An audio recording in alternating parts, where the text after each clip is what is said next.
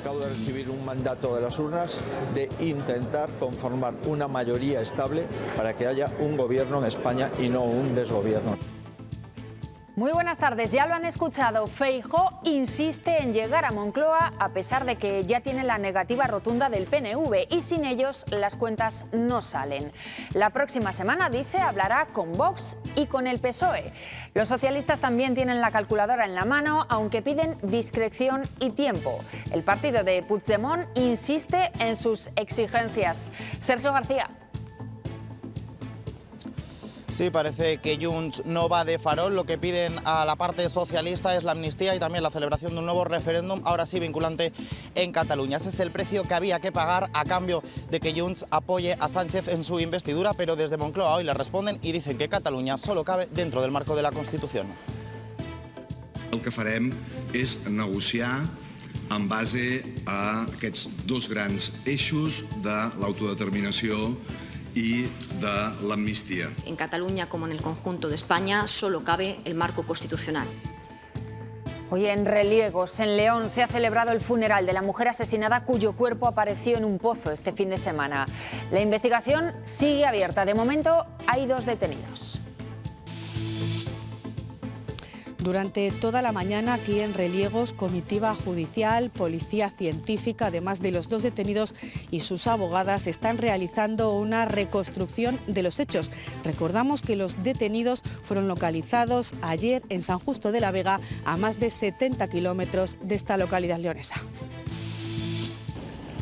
2 muertos en accidentes laborales este martes en Calatayud, en Zaragoza. Uno de los empleados que trabajaba en el derribo de un edificio.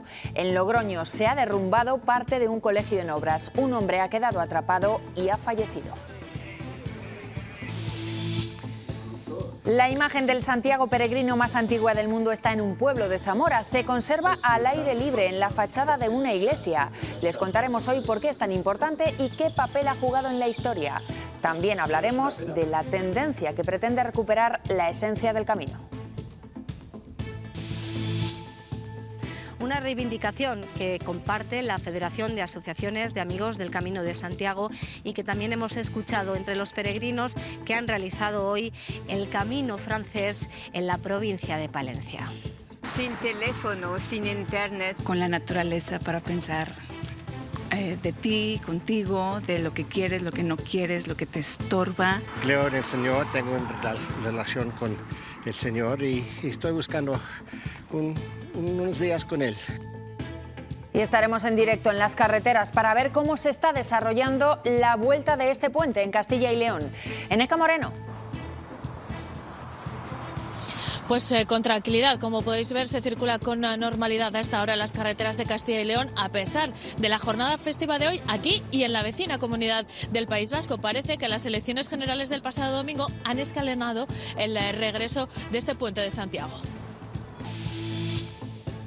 Hoy, Día de Santiago, es uno de esos 3 días al año en los que se pueden ver hasta 7 fuentes correr de manera simultánea en estos jardines del Palacio Real de la Granja. Aquí se dan cita hasta 5.000 personas para ver estas fuentes, para ver en primera persona el mejor sistema hidráulico del siglo XVIII.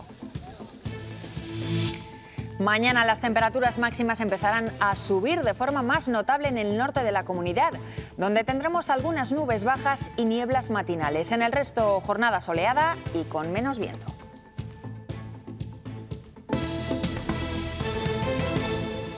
El PSOE pide tiempo y parece que se lo va a tomar. Hasta finales de agosto no tienen previsto intensificar las negociaciones para formar gobierno, pero las piezas ya se van colocando. A los apoyos de esta legislatura tendría que sumar también otros. Y Junts ya ha puesto un precio: referéndum. Los socialistas insisten, el margen es la Constitución. Sergio García. Sí, de momento el Partido Socialista y Junts no avanzan, siguen en ese tira y afloja. El precio para que Junts apoye la investidura de Sánchez es claro: piden la amnistía para todos los implicados en ese referéndum ilegal, incluida la de Puigdemont, y también un traspaso de competencias a Cataluña para celebrar un nuevo referéndum, ahora sí, que sea vinculante. En Moncloa dicen que no va a ser posible porque Cataluña debe estar dentro del marco de la Constitución, aunque de momento todo esto con mucha calma, porque, como has dicho, María, esa ronda de contactos no va a empezar hasta finales de agosto. Junts per Catalunya no investirà Pedro Sánchez a canvi de res I el que farem és negociar en base a aquests dos grans eixos de l'autodeterminació y de la amnistía. Con un independentismo que tiene la sartén por el mango, tiene la llave, el desatascador. La única opción posible de poder formar un gobierno alternativo a la derecha pasa por Cataluña. No se puede construir una alternativa y esa alternativa siempre depende de los independentistas sin empezar a hablar del problema nacional. Los separatistas ponen sobre la mesa sus exigencias mientras se producía la primera reunión del Gobierno en funciones. Después de ese encuentro del Consejo de Ministros, Isabel Rodríguez ha asegurado que solo se negociará dentro del marco constitucional. Creo que si algo ha quedado demostrado en estos años de gobierno del presidente Pedro Sánchez es que en Cataluña, como en el conjunto de España, solo cabe el marco constitucional. Y también a tenor de la expresión de la ciudadanía catalana, parece claro que eso ha gustado también en Cataluña. Y mientras el PP, que también redunda en la idea de formar gobierno por ser la lista más votada. Para ellos las cuentas pasan por Vox y eso condiciona las negociaciones. A pesar de que UPN de Navarra ya les ha dado un sí rotundo, Coalición Canaria y PNV se niegan a pactar si están los de Abascal por medio, Sergio. Sí, porque Vox, que es la formación política, el grupo parlamentario que más escaños aporta a ese posible pacto de la derecha, es a la vez paradójicamente la que más resta. El PNV y Coalición Canaria han sido claros, no van a apoyar ese pacto de la derecha si va el Partido Popular de la mano de los de Abascal. Mientras Feijóo sigue insistiendo en esa idea de formar gobierno, y es que a pesar de haber ganado de lejos las elecciones generales, de ser la lista más votada, lo cierto es que podría no llegar a ser presidente porque las cuentas siguen sin salir y los votos de la derecha sin el PNV y Coalición Canaria no suman. Sin los números, pero no se rinde. Acabo de recibir un mandato de las urnas de intentar conformar una mayoría estable para que haya un gobierno en España y no un desgobierno. Tampoco los varones del Partido Popular que le empujan a una investidura. No ha habido ningún presidente que haya gobernado sin que haya ganado las elecciones. Confiamos plenamente en Alberto Núñez Feijóo para realizar ese diálogo. ¿Pero cómo vas a tirar la toalla? Se han ganado las elecciones. Hay que intentarlo, hay que buscar la gobernabilidad. De momento tiene un sí. El líder de UPN, que me ha confirmado ya... Con el que suman 137 escaños. Los 33 de Vox son indispensables en esa ecuación, aunque eso le aleje de otras formaciones. Así hacía público el Partido Nacionalista Vasco su no a Feijóo. Coalición Canaria también marca distancia. No vamos a participar, repito, en gobiernos en lo que esté Vox o Sumar. No vamos a participar en ningún circo mediático. Podemos no votar la investidura y ser muy necesarios en el futuro para aprobación de leyes, para aprobación de presupuestos o para cualquier tipo de acuerdo. Eso sí, decir que le faltan apoyos... Me parece una conclusión precipitada. Y se emplaza a hablar con el Partido Socialista y Vox las próximas semanas. Si nadie pone remedio, España se puede encaminar a su tercer bloqueo político. El primero duró desde diciembre de 2015 a octubre de 2016. Y para solventarlo entonces, el PSOE terminó implosionando en un convulso comité federal. El segundo fue ligeramente más corto, de abril de 2019 a enero de 2020. Y se solucionó con el primer gobierno de coalición con el apoyo de la amalgama de partidos que se conoció como el bloque de investidura de Sánchez. Tal día como hoy de hace 4 años, fracasaba un intento de investidura de Pedro Sánchez por la negativa de Podemos a cerrar un acuerdo que sí que llegaría meses después. ¿De qué sirve una izquierda que pierde incluso cuando gana? El PSOE había ganado las elecciones de abril de 2019 con 123 diputados. Fue insuficiente para gobernar y hubo que repetir los comicios en noviembre de ese año. 3 años antes se produjo la primera gran obstrucción de nuestra democracia. El PP venció en las generales de 2015 con 123 diputados, pero Mariano Rajoy declinó presentarse a la investidura. Hoy no tenemos los apoyos. Así, Felipe VI designó a Pedro Sánchez como candidato. Vamos a asumir esa responsabilidad y vamos a intentar formar gobierno. Sánchez consiguió un acuerdo con Ciudadanos e intentó sumar a Podemos sin éxito. Los plazos empiezan a correr y el Estado sale del bloqueo. El fracaso de su investidura sirvió para que corrieran los plazos de nuevo hacia las elecciones de junio del 16. Ganó de nuevo el Partido Popular y esta vez Rajoy sí que optó a la investidura en agosto. tiene que ocurrírsenos algo distinto de la mera celebración de elecciones. Contó con el sí de Ciudadanos, pero fracasó por la negativa del PSOE. 2 meses después terminaba el bloqueo con la abstención de los socialistas. Abstención. César Luena López. Abstención. He anunciado al Comité Federal la dimisión de la Comisión Ejecutiva Federal y también de mi persona como secretario general. Tras defenestrar a Pedro Sánchez como líder del partido en un truculento Comité Federal. Ya saben que Ciudadanos no se ha presentado a estas elecciones, pero son varios los dirigentes de ese partido que insisten en que es necesaria una opción de centro que evite la política de extremos en España. Hoy, de hecho, han asegurado que en absoluto descartan participar si se repiten los comicios. Ellos dicen están preparados. Ciudadanos está preparado para lo que hubiera de hacer. Que nosotros tenemos dinero y estamos aquí. Estamos aquí haciendo política. Llegado el caso, nosotros lo valoraremos y en absoluto descartamos la posibilidad de concurrir a unas próximas elecciones. Y tan solo 2 días después de las elecciones hemos sabido que Juan Carlos I tiene previsto participar en las regatas de San Xenxo este fin de semana. El rey emérito llegará al aeropuerto de Vigo mañana, alrededor de la 1 de la tarde. Será su tercera visita a España desde que se marchó a Abu Dhabi en 2020.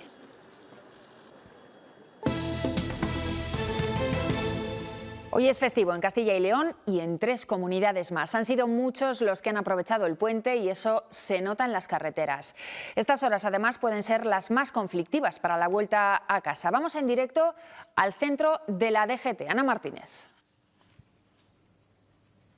Pues hasta ahora máxima tranquilidad en las carreteras de Castilla y León, tanto en las vías de alta capacidad como en las carreteras nacionales o secundarias en este festivo del 25 de julio con motividad de Santiago Apóstol. Los motivos pueden ser varios, que muchos hayan querido adelantar sus vacaciones debido a las elecciones del pasado domingo o que otros hayan decidido alargarlas durante toda esta semana.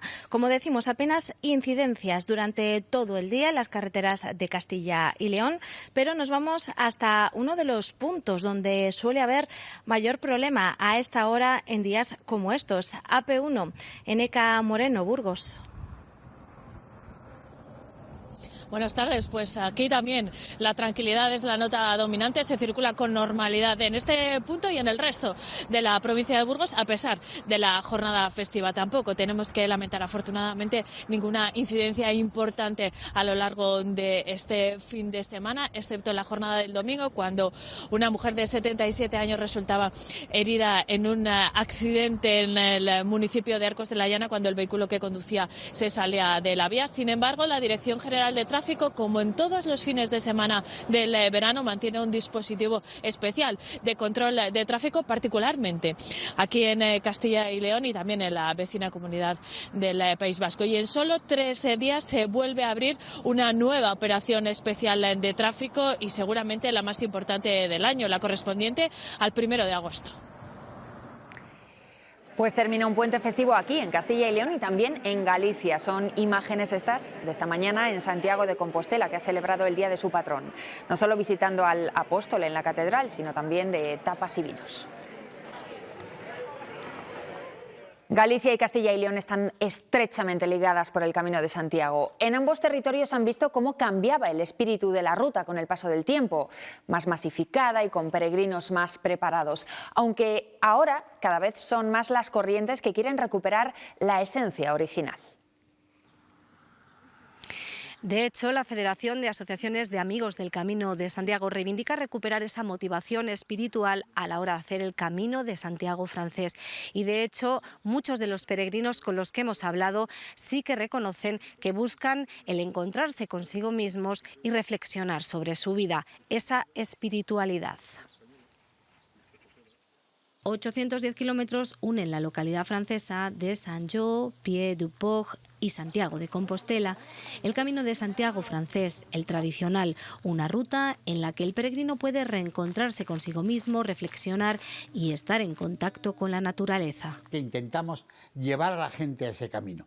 Es un camino espiritual, pero en el amplio sentido de la palabra, no solo religioso, sino también el espíritu. Al menos eso es lo que reivindican desde la Federación de Asociaciones de Amigos del Camino de Santiago. En los últimos tiempos han detectado un incremento de los peregrinos con otros intereses. Pues ninguna en concreto, simplemente el hecho de caminar. Pero la mayoría reconoce que en el camino se ha encontrado con la parte más espiritual. Nomás quiero pensar y orar y hablar con el Señor. De reflexión sobre la vida, y también en memoria para los padres que ya se han ido. También me deja estar conmigo y conocerme más y pensar más acerca de mi futuro, lo que tengo. Sin embargo, la esencia del camino, su lado más espiritual, no tiene por qué estar reñido con los avances. Que si sus capacidades, por la edad, por no sé qué, no pueden, pues para eso está la técnica y está el servicio, sino para qué queremos el automóvil. Eso sí, no son partidarios de la maleta, reivindican el uso de la mochila y ya sea solo o acompañado, defienden que la ruta jacobea sea un espacio de búsqueda y de encuentro. Más de 500 kilómetros de caminos jacobeos recorren la provincia de Zamora. Uno de ellos, el mozárabe o sanabrés, una variante de la Vía de la Plata. En la ruta, un punto imprescindible para miles de peregrinos cada año es Santa Marta de Tera. Su fama se debe sobre todo a una escultura del primer Santiago peregrino de la historia. Esta escultura del siglo XII es toda una referencia en el arte medieval y en la historia de las peregrinaciones. Ubicada en la portada meridional de la iglesia de Santa Marta de Tera, debe su fama a que es la primera representación iconográfica de Santiago Apóstol como peregrino. La imagen más antigua que lo representa con toda la ropa, el atuendo de peregrino, con su morral, su vieira, su bordón, todo lo que hace atractivo en el camino y como peregrinaban antiguamente, con todos esos símbolos, aunque hoy también los llevan. Una escultura que ha sido imagen de congresos, de ediciones de las Edades del Hombre, como la de 2007 en Ponferrada, o incluso de monedas. Se ha utilizado en monedas de 5 pesetas, la última que se hizo, que fue con motivo del año Jacobeo 93. También un sello de correos cuando se declaró el camino Patrimonio Mundial de la Humanidad, que fue en el año 1995. Todo un símbolo del camino que se encuentra en este punto de la ruta mozárabe en Zamora, a más de 300 kilómetros de la Plaza del Obradoiro. Generalmente Booking, pero también alguna vez he usado directamente llamar al hotel, porque me resulta a veces más cómodo. Así que te aseguras y bueno, no tienes que hacer trámites y esperar por las contestaciones. El turista se ha acostumbrado a buscar las mejores ofertas a la hora de irse de escapada o de vacaciones. Se recurre casi siempre a Internet. Así que muchos hoteles han tenido que optar por lanzar promociones como desayunos incluidos o parking gratuito. Intentan equipararse a los precios que se encuentran por la red. Está claro que cuando a un ciudadano le hablas de que le tocan el bolsillo, empieza a buscar chollos como locos. ¿Cómo lo hacemos? A través de Internet. Gestionamos nuestras vacaciones a través de plataformas turísticas digitales, pero también optamos por acudir a las páginas web de los propios hoteles. Buscar un chollo está al alcance de todos y a un solo clic. Si tecleamos ofertas en hoteles de Castilla y León, la búsqueda nos arroja decenas de opciones a nuestro alcance. Seguimos recurriendo a estas herramientas, pero los hoteles han tenido que ponerse manos a la obra y lanzar chollos en sus propias páginas web. Renovarse o morir, dicen. Al final, ¿qué hacemos? Pues ofrecemos, es verdad que unos servicios alternativos que le suponen un ahorro en el coste al cliente, pues un late checkout, un parking gratuito, un desayuno incluido. Lanzan a través de sus propias webs ese tipo de beneficio porque hay mucho cliente que sigue optando por recurrir a ellos directamente. Me lo busco llamando al hotel y sacándome mis billetes por las páginas oficiales. No lo utilizo, la verdad. Aunque sea joven, pero me gustan las viejas costumbres y yo creo que hay ciertas cosas que no se tienen que dejar de practicar, como ir y verlo y ya está. pero hay quien prefiere hacerlo por internet. Normalmente o Airbnb si queremos un apartamento en vez de un hotel, y si queremos un hotel, Booking. Entonces. Hoy mismo, por ejemplo, hemos hecho un Booking. A través de Travel Club en Booking. Da igual si lo hacen por internet, en persona o por teléfono. Lo importante, que se sientan como en casa.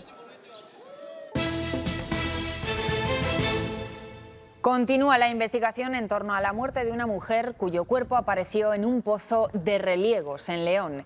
Esta mañana la jueza de instrucción, junto a los 2 detenidos y una unidad de criminalística, han peinado el lugar de los hechos para realizar una reconstrucción.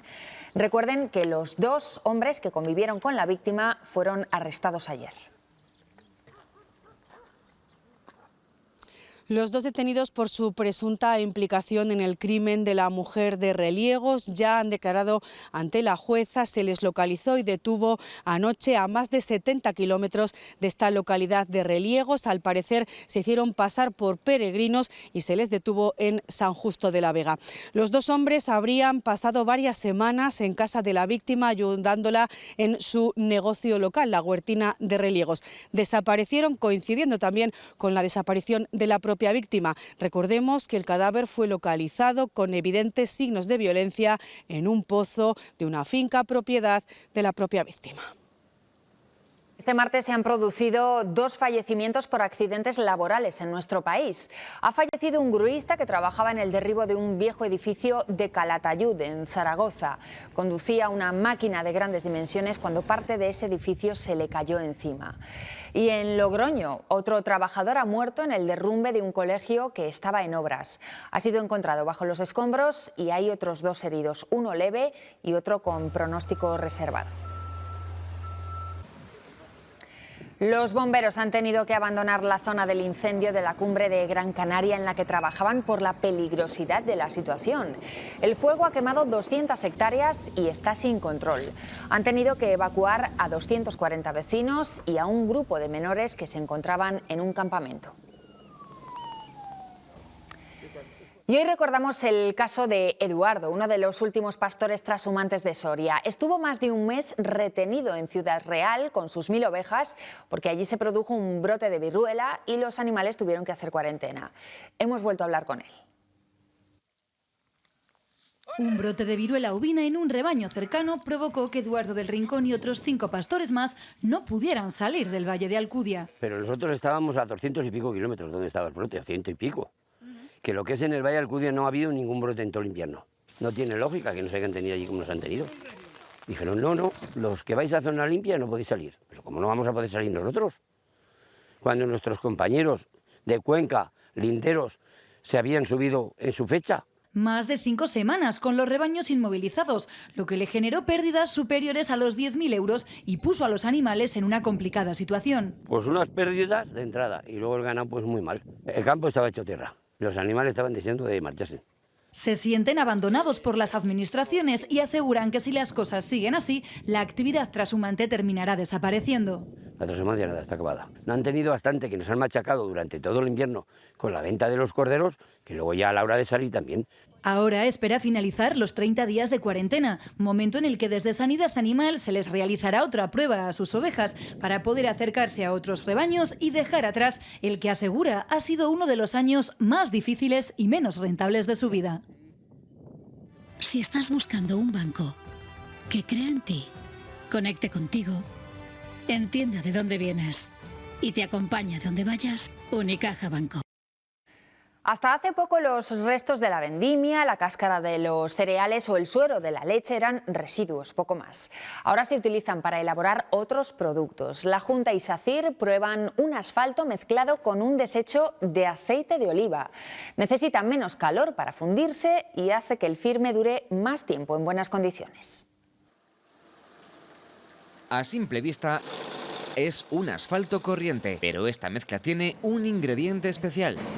alpechín. Es un residuo que se genera en la fabricación del aceite de oliva. Una técnica que además ha sido premiada por su alta sostenibilidad. Es un líquido negro formado por el agua de lavar las aceitunas y el de las propias olivas. Lo usan en lugar de otros fundentes derivados del petróleo. Al meterlo dentro de esa mezcla asfáltica, somos capaces de generar esas mezclas no a 160 grados, sino a 130 grados. A menor temperatura, menor oxidación y mayor vida útil del asfalto. Además de trabajar la mezcla con menos humos y olores y 40 grados menos caliente que el firme convencional. Estamos extendiendo una mezcla semicaliente. El extendido es exactamente igual y la compactación exactamente igual que una mezcla convencional. El calor que desprende la mezcla a 180 grados no son los mismos que desprende a 120. Entonces para nosotros, por supuesto, también es una ventaja. Por cada 1000 litros del aditivo utilizado en este asfalto se reutilizan 300 litros del residuo de fabricar aceite de oliva y 400 de aceite vegetal reciclado. Hemos llegado a hacer asfaltos con un 100% de reciclado directamente con este aditivo BioRoad. Este asfalto contamina menos, envejece mejor y se puede almacenar para utilizarse hasta 5 años después.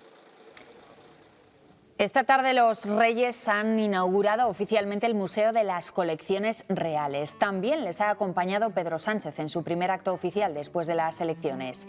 Este centro exhibe la riqueza cultural que la monarquía española ha reunido durante siglos, desde la Edad Media y hasta la actualidad. Y que nos gusta porque es una metáfora de la propia galería y de la transformación. Excavado en la roca junto al Palacio Real de Madrid se encuentra una ventana al pasado que nos permite descubrir el patrimonio de los Austrias y los Borbones. Puedes conocer la personalidad, las aficiones, el gusto de cada monarca, su papel como mecenas. Una colección de cuadros, tapices, armaduras o carruajes que van desde Isabel la Católica y Fernando de Aragón hasta Alfonso XIII, que se han traído desde distintos puntos de España. Estamos hablando de edificios históricos que no tienen las mejores condiciones de maniobrabilidad. Nuestra comunidad cuenta con 4 reales sitios y está muy presente en esta muestra. Empezando por la reina Isabel la Católica, que tuvo una colección magnífica de tapices, de pinturas, la vinculación de la Casa Real con la representación del monasterio de Santa María la Real de las Huelgas de Burgos y Santa Clara de Tordesillas. Sin olvidarnos también del real sitio de la Granja de San Ildefonso y del Palacio de Río Frío. Castilla y León también está representada a través de él, José Luis Palentino, y encargado de que ninguno de estos tesoros se haya olvidado. Planificar todos los traslados, procurar que todo esté a tiempo en el momento en el que se precisa, bien hacia movimientos hacia los talleres de restauración o bien hacia almacenes, bien hacia salas. Después de 25 años esta colección se ha abierto al público y llegará a albergar 650 piezas.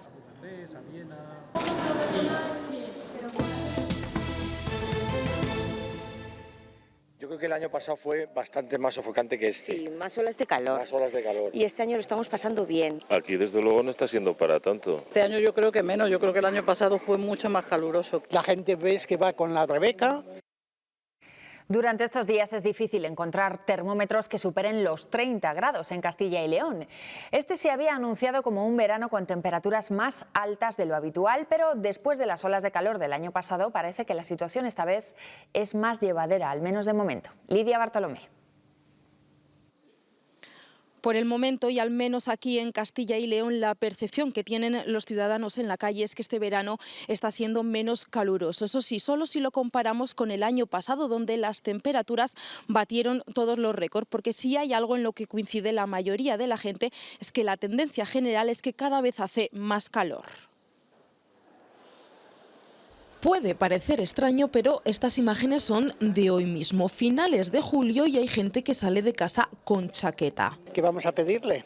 La gente ves que va con la Rebeca. Los expertos pronosticaron que este verano sería muy caluroso y que se registrarían temperaturas extremas. Yo creo que no ha sido para tanto, la verdad. Aquí desde luego no está siendo para tanto. Tal vez no sea para tanto porque venimos del verano más cálido de nuestra historia. Fue bastante más sofocante que este. Sí, más olas de calor. Más olas de calor. Fue mucho más caluroso. O también porque este año las olas de calor se han quedado en el Levante. Allí no hay quien duerma. En casa 38 grados, fuera 39 y dormir imposible. Y aunque en plena canícula evoquemos aquello de los 3 meses de infierno y 9 de invierno de nuestros mayores, ni el verano dura solo 3 meses ni el frío es lo que era. Los tomates o cuando florecen se secan las flores y no llegan a cuajar los tomates por cosa de la temperatura. Pues sí que vemos que las plantas sufren bastante estrés hídrico. Como siempre, todo es cuestión de perspectiva. Hoy, Día de Santiago, es uno de esos 3 días al año que se pueden ver de manera excepcional hasta 7 fuentes correr en estos jardines del Palacio Real de la Granja. Unas fuentes que se consideran ya el mejor sistema hidráulico del siglo XVIII, y es que se mueven gracias a ese sistema de vasos comunicantes. No existe ningún mecanismo, ningún motor que consiga mover ese agua. Un encendido extraordinario que tiene un aforo limitado, fijado en 5.000 personas, y que un día como hoy ha vuelto a estar completo. El próximo día que se va a poder ver, ya el último del año, va a ser el próximo día 25 de agosto, el Día de San Luis.